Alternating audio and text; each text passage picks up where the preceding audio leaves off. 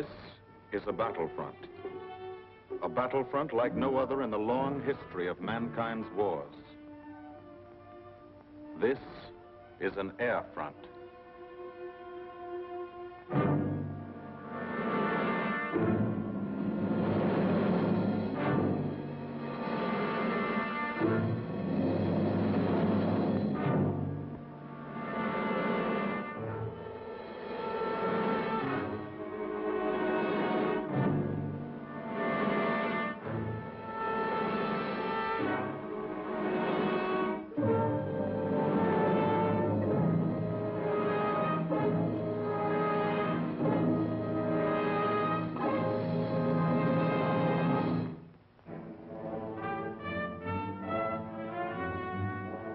The working day begins, as it will end, with the ground crews, as much a part of the fortress as her wings.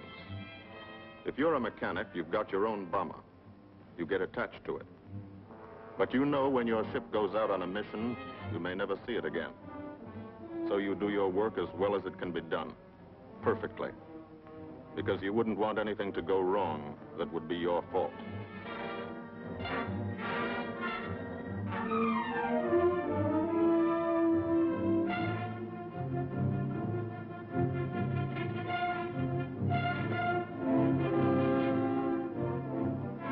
Today, the bombs will be taken from these bomb dumps somewhere in England and delivered to specific points in Wilhelmshaven, Germany.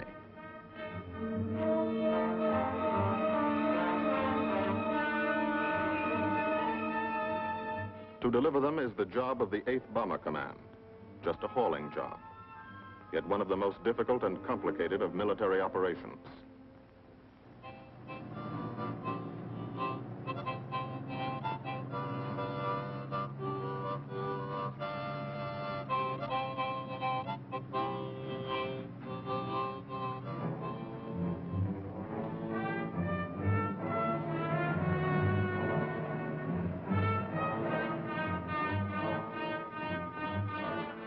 General-purpose demolition bombs, impact velocity as high as 750 miles an hour, pierce 5 inches of armor plate, destroy a factory. Briefing at 0800. Pilots, bombardiers, and navigators take their places. The group commander, Colonel Stanley Ray, steps up to the target map, and for the first time, you learn where you're going. Sometimes your face turns white when you find out. Sometimes the feeling you won't come back tightens your insides. Not so long ago, you were sitting like this in a college or high school classroom, not listening too hard, perhaps even a little sleepy. But you listen here. And as you listen, you don't have time to think of yourself. Fear fades. You concentrate on the mission.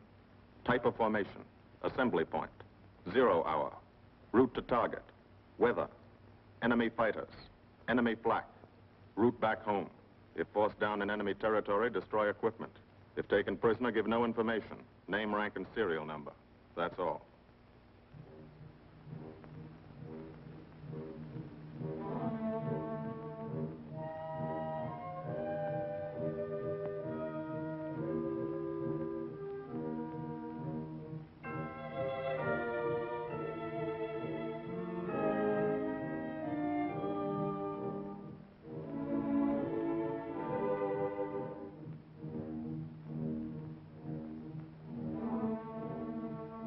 These are the passengers with one-way tickets.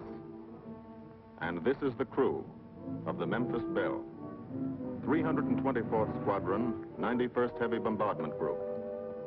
Just one plane and one crew in one squadron, in one group, of one wing, of one Air Force, out of 15 United States Army Air Forces.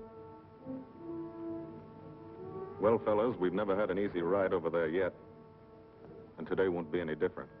No escort except unfriendly. So keep your eyes peeled. Don't get excited and yell when you're talking on the intercom. Save your ammunition and make your shots count. And let me know what goes on back there, Quinlan. Yes, sir. Stay on the ball, gang, and she'll bring us back like she's always done. Okay? Let's go.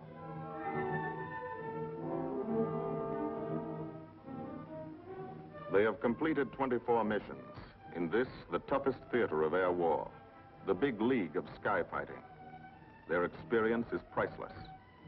And so, if the Memphis Belle comes back this afternoon, they will be sent to bring the vital lessons they have learned to thousands of aircrew men in training at home. Home is America.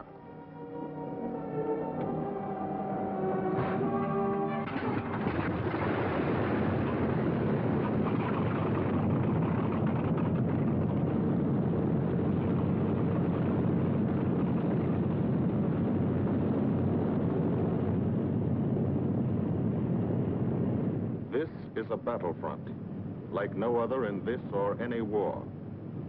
No monster armies, no booming cannon. Only the roaring engine sound of the bombers pounding through the quiet English countryside. This is an air front.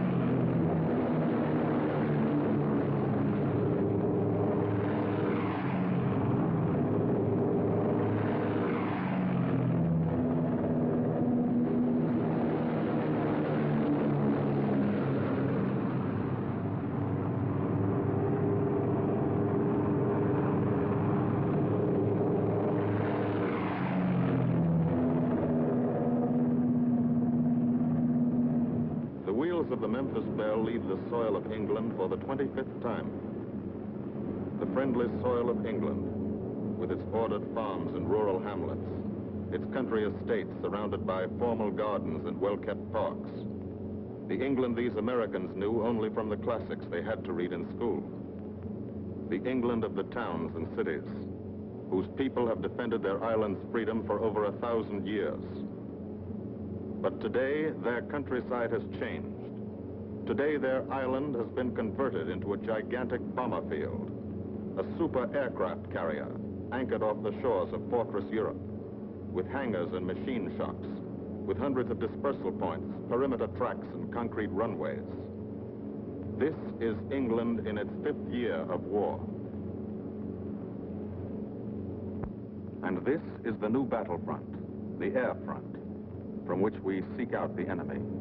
Not his infantry or his artillery, not his panzer divisions, but the greater menace, the industrial heart of his nation, the foundation on which the Nazi Empire and its armies stand, the power behind the German lust for conquest.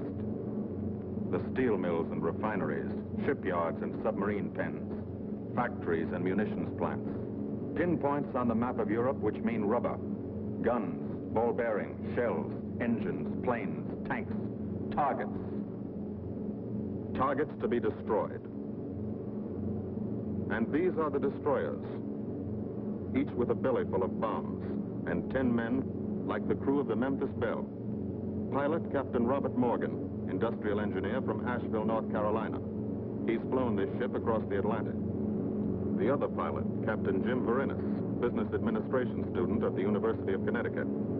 Radio operator and gunner, Sergeant Bob Hansen, construction worker from Spokane, Washington. Navigator, Captain Chuck Layton, chemistry student at Ohio Wesleyan. Engineer and top turret gunner, Sergeant Harold Locke from Green Bay, Wisconsin. Used to be a stevedore. Besides keeping the Belle in order, he covers the sky above. Tail gunner, Sergeant John Quinlan of Yonkers, New York. Clerked for a carpet company, but he quit December 8, 1941. Ball turret gunner, Sergeant Cecil Scott. Firstman for a rubber company in Rahway, New Jersey. Pilot to crew, 10,000, put on oxygen. They're climbing higher now, 300 feet a minute. The strain on the planes and on the men is mounting. The rest of the crew, Bombardier Captain Vincent Evans, operated a fleet of trucks in Fort Worth, Texas. Waist gunners, on the right, Sergeant Bill Winchell, chemist for a paint company in Chicago. And on the left, Sergeant Tony Nastal, used to repair washing machines in Detroit when he was a kid. Now he's 19 and has 2 Nazi fighters, confirmed.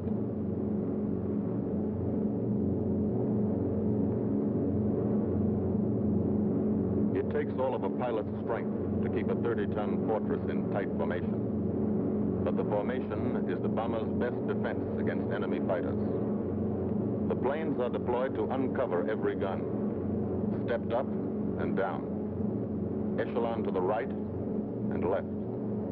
Arranged to overcome the danger of gunners firing into friendly ships. Arranged so concentrated cones of fire from the caliber 50 machine guns cover the sky for 1,000 yards in every direction.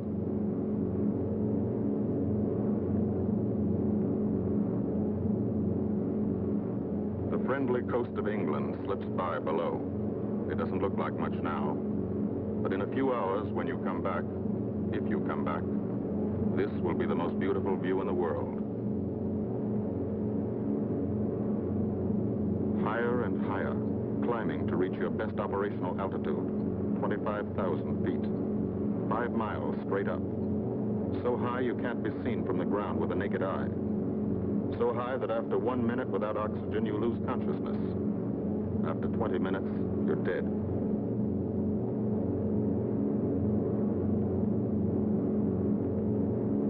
From now to the target, you go about your routine duties, plot your course, check your equipment, and wait. And think.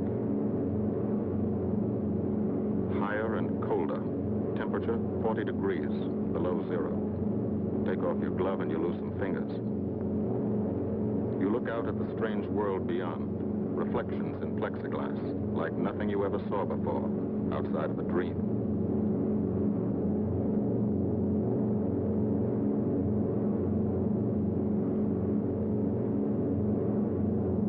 Higher and higher into the lifeless stratosphere, until the exhaust of the engines mixing with the cold, thin air condenses and streams the heavens with vapor trails.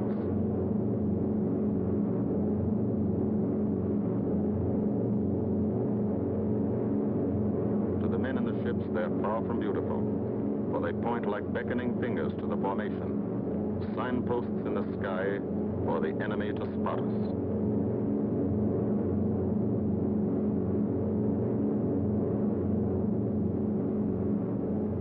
For these bombers to accomplish their mission, a plan is needed. Carefully worked out, timed to the minute. The job is to bomb Wilhelmshaven effectively and economically. The enemy is strong, skillful, determined to stop us. Here are his defenses. Airdromes, well dispersed. Each plane indicates a stoppo or squadron of fighters. Heavy anti-aircraft, highly trained and accurate, all along the coast and defending his vital installations. Radar to warn him of our coming. Here is our plan to divide his defenses and weaken his opposition. At 13:30 hours, shortly after takeoff, 6 groups of planes will be heading toward the enemy coast from 6 directions. The Blue Force, 100 B-24 Liberator 4-engine bombers. The White Force, 300 B-17 Flying Fortresses. The Green Force, 300 B-17s with an escort of 6 squadrons of P-47 Thunderbolts. A force of B-26 Marauders, twin-engine medium bombers, with 6 squadrons of RAF Spitfires escorting. Almost 1,000 planes and over 8,000 men in the air. The enemy alerts all his aerodromes. But which is our main force?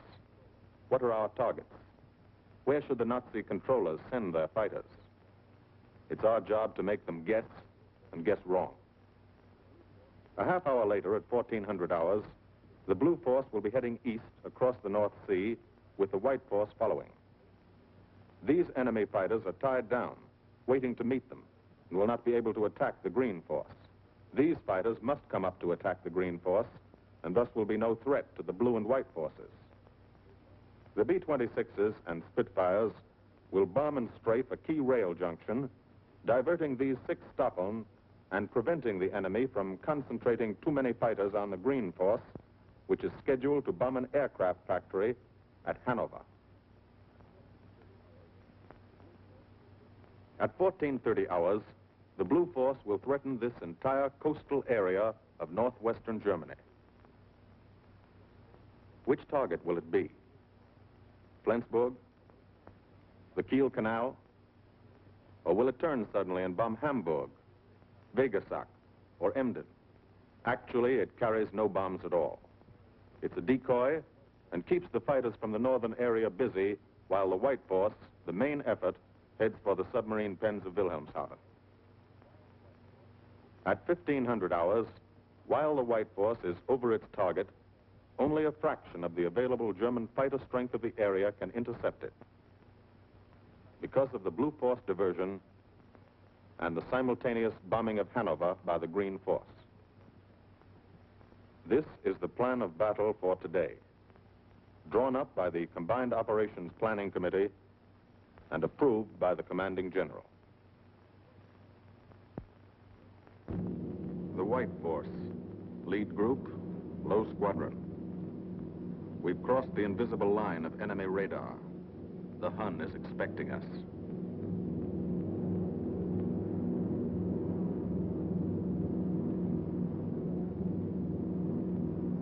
Steel helmets go on. Watchful eyes strain. Tight formations are held tighter still. Tense gunners more alert because here it comes. The enemy coast. From up here, it looks the same as any other. Houses, roads, green fields, factories, waterways. But they are the houses and fields of those who invade and oppress. They are the factories and roads of the people who twice in one generation have flooded the world with suffering. Suffering in such quantity as the history of the human race has never known. Brought torment and anguish into countless American homes. Gold stars and telegrams from the War Department.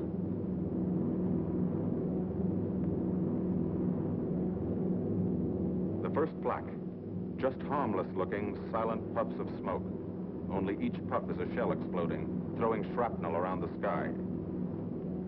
Exactly the range, accurate flak by radio prediction. 5 miles down, Nazi anti-aircraft batteries have calculated the altitude, speed, and course. Where will the next one hit? You try not to be there.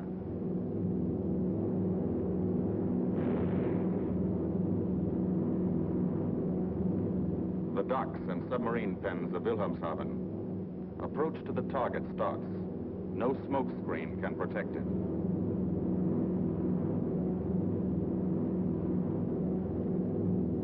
Now the enemy knows the path of your approach and walls that path with a flak barrage, but you fly right through it. Flak so thick you can get out and walk on it.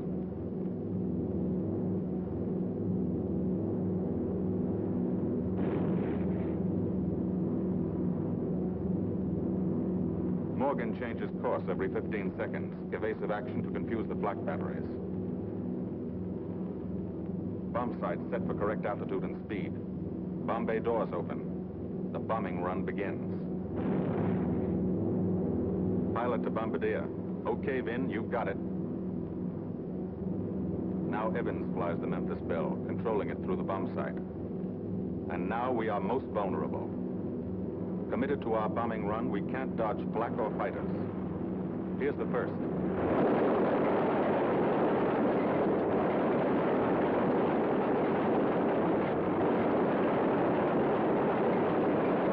Top turret fires at him. Evans must ignore the battle. Crosshairs lined up on target. Adjustments for wind drift made. 2 more fighters diving from 9 o'clock. Flak now has the range too. They've hit this fort, but he keeps on his bombing run.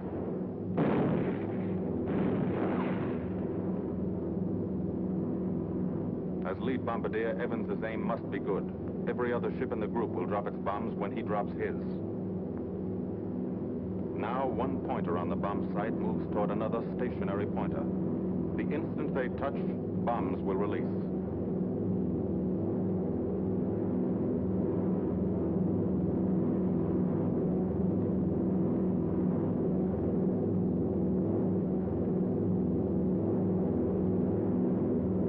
They touch. Bombs away.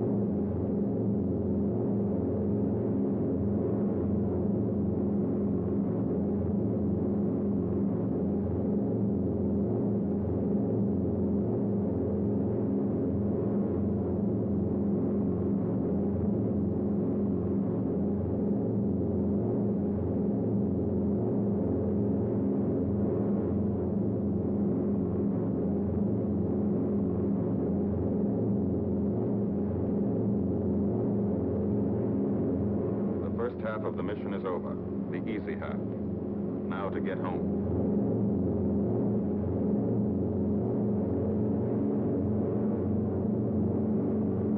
The flak stops. That means fighters out there somewhere. A stapel lurking behind that cloud, or hiding up in the sun where the glare blinds you and you can't see them, waiting to dive down on you. Fighters at 6 o'clock. This is what a gunner sees. A speck in the sky. That's a fighter. And then a blink. That means he's firing at you. 2,300 rounds a minute.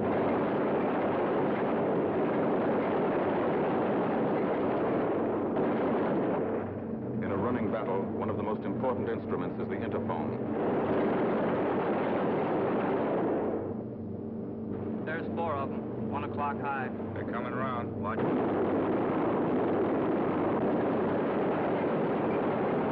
Fighters, 6 o'clock up, coming in, diving out, Chief. B-17 in trouble out of 2 o'clock, watching. Got an engine on fire.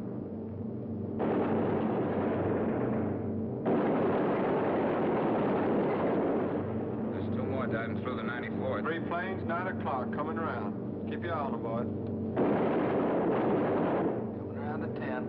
Watch them, Chuck. Keep your eyes open. Yeah. They're breaking 11, breaking 11. I got them. Coming around underneath at 10 o'clock. I got those see 'em. 2 at 2 o'clock. Watch them, Scotty. I got my sights on them. Check that B-17, Chuck, 3 o'clock. Motor smoking. Fighters 10:30 coming around. Those 10:30 upper or lower?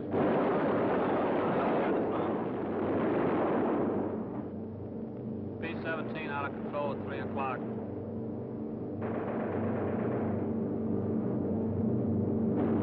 Come on, you guys, get out of that plane. Bail out.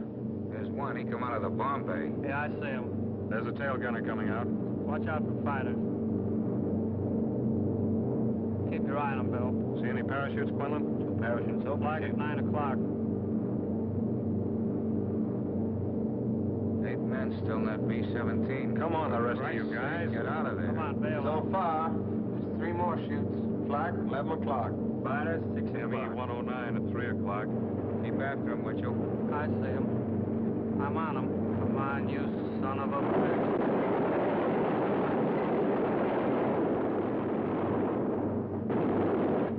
I got him. Quinlan, confirm that fighter. He got intercom, Chief. Look, he's bailing out. Damn it, don't yell on that intercom. Fighters, 10 o'clock. Watch those 2 and 12, Ben. They're coming in. They're coming in, Scotty. Get that ball turret on him. Save the ammunition as much as possible.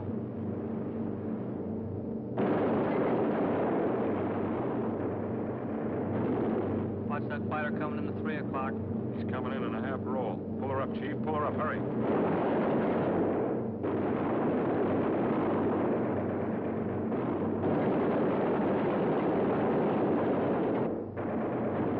This fortress is hurt.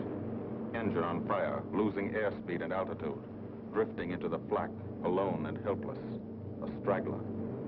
In a minute, Nazi fighters will swarm in like buzzards for the kill.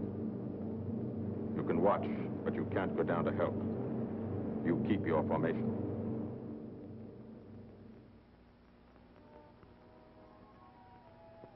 Here, too, the mission is being flown. None the less real for being in the minds and hearts of these men behind.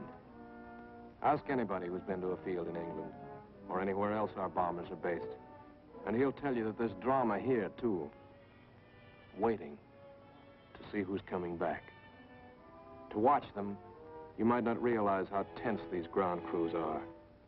But they are tense, and plenty worried. In Air Force talk, this waiting is known as sweating out the mission.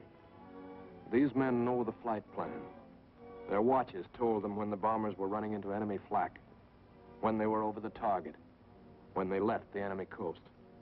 And now their watches tell them the bombers should be nearing the field. Every ear strains for the first sound of the engines. And then somebody hears them. And somebody sees the first faint specks in the distant sky.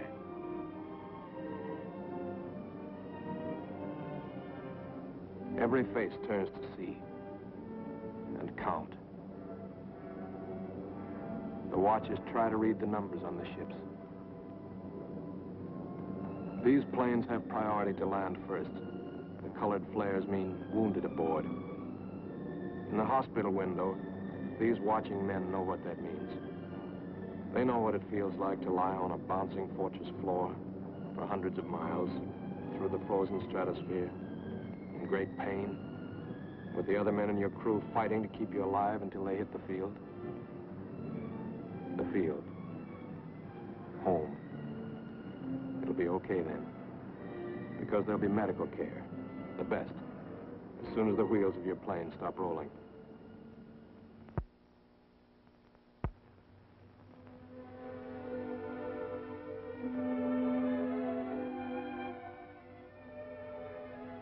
Head wound. Concussion. 20-millimeter cannon shell exploded in his radio compartment. Shock. Internal injuries. He'll be all right, though. Flak burst scattered flying shrapnel. He's full of steel splinters. This pilot's leg is not a pretty sight. Neither are the docks at Wilhelmshaven. These men will all get the Purple Heart. And this man, too, posthumously.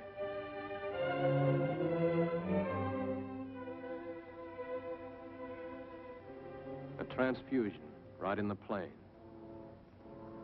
This gunner's too weak to be moved. The new life-giving blood flowing into his veins might be the blood of a high school girl in Des Moines, a miner in Alabama, a movie star in Hollywood, or it might be your blood, whosever it is. Thanks. 36 planes left this field this morning. Now 6 more arrived. That makes 20 home. And this one's 21. More wounded aboard.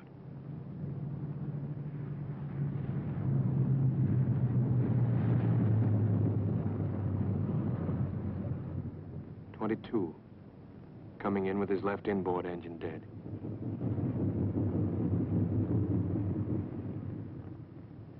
.23, with a feathered prop on his left outboard engine.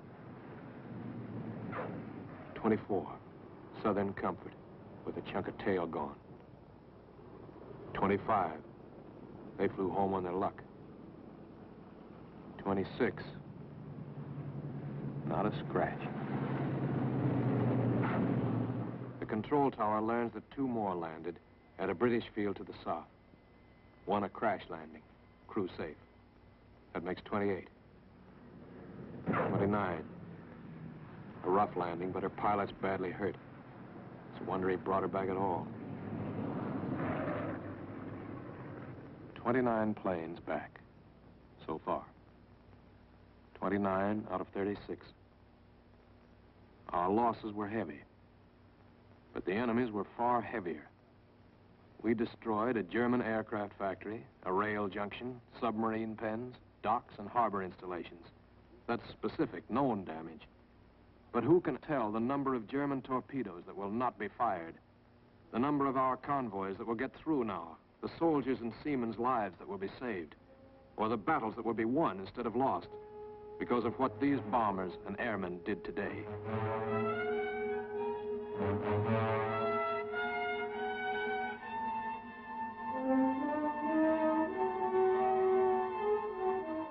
Pilot and tail gunner. They can laugh now. Fire on the inboard engine did this. Flames streaked back and burned the stabilizer, too. Another crew luck brought back.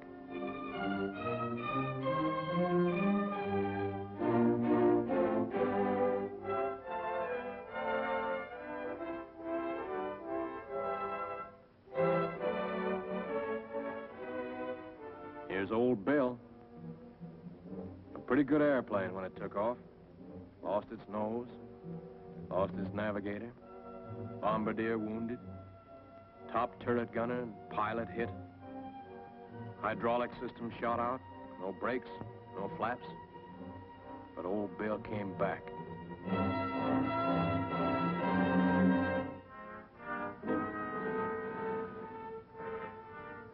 Now, among the returned crew members, talk flows like a river, talking out every detail of the mission.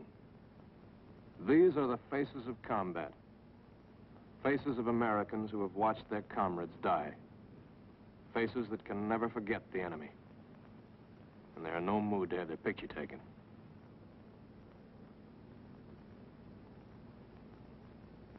In the control tower, Colonel Ray, the group CO, is still watching and waiting. And then he spots the last flight. 3 more planes. And one of them is the ship everyone has been pulling for. The Memphis Belle. The last few miles of this trip have been a joyride. The strain is over. They can leave their guns now. Now they know they're going to go home. To Spokane, Green Bay, Asheville, Detroit, Chicago, Fort Worth, and Yonkers.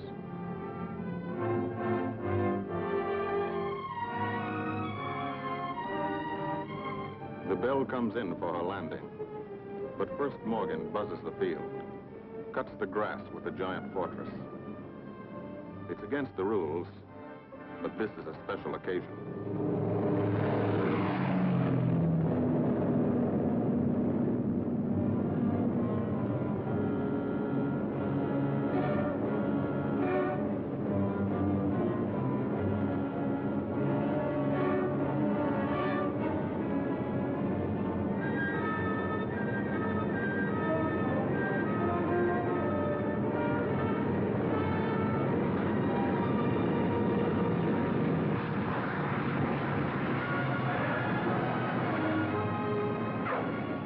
Of the Memphis Belle come back to the soil of England for the 25th time.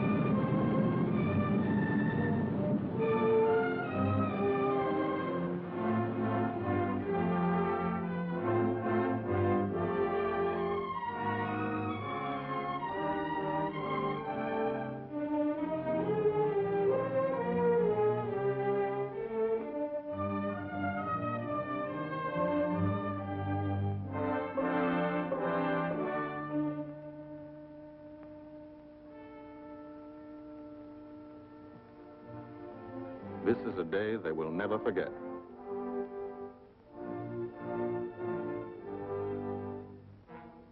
Another great day soon after, Brigadier General Hansel visited the field and presented the Distinguished Flying Cross to every member of the crew.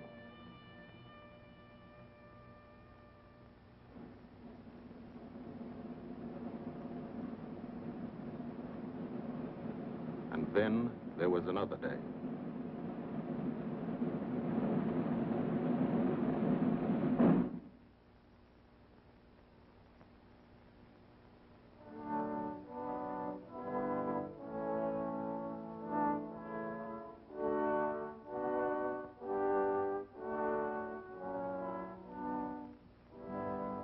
Their Majesties, the King and Queen of England.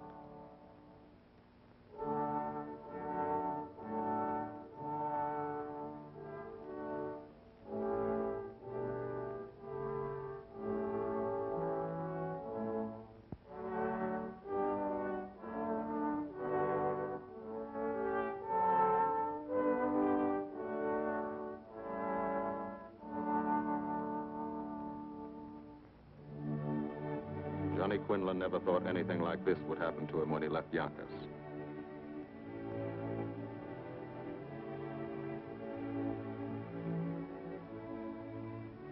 The ground crew were a little self-conscious about being dressed in fatigues, but the Queen thought they were very nice.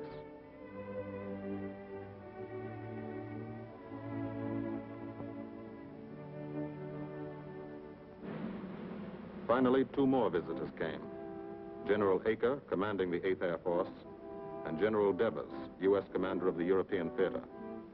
The Belle crew received them in flying clothes, as General Acre read the order for what he called their 26th and most important mission. Return to America to train new crews and to tell the people what we're doing here. To thank them for their help and support and tell them to keep it up so we can keep it up. So we can bomb the enemy again and again and again until he has had enough. And then we can all come home.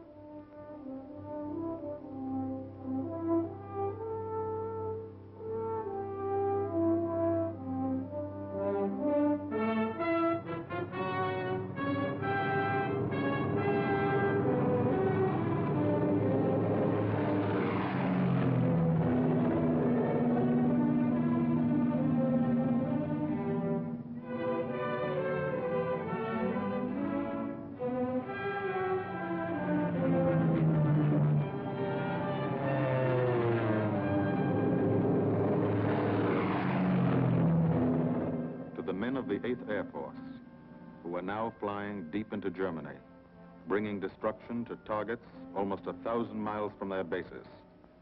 Destruction like this. And who have never once been turned back by the enemy. To those men, this film is gratefully dedicated.